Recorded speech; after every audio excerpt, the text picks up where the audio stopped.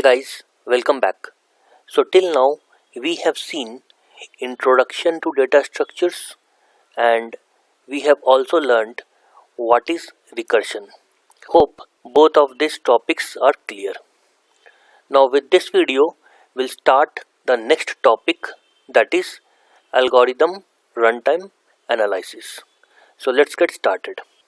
So before diving deep into algorithm runtime analysis, let's first understand what exactly is algorithm runtime analysis, and most importantly, why do we need to learn it? So algorithm runtime analysis is basically a study of any given algorithm's runtime. It tries to identify its behavior as the input of the algorithm increases.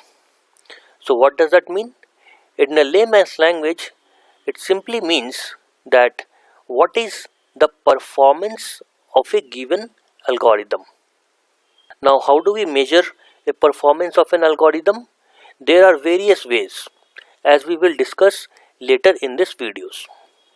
So as of now, we need to keep in mind that algorithm runtime analysis is basically a measurement of performance of any given algorithm. Now let's see, why do we need to learn this topic?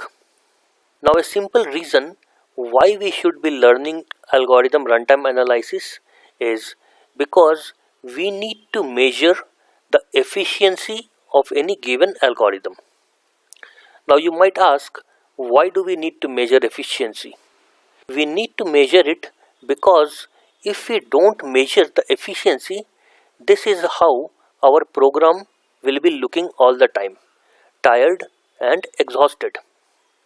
So only if we measure the efficiency of an algorithm, we should be able to tell that is our algorithm good enough, or we have to make it more efficient so that it can give us the output as fast as possible.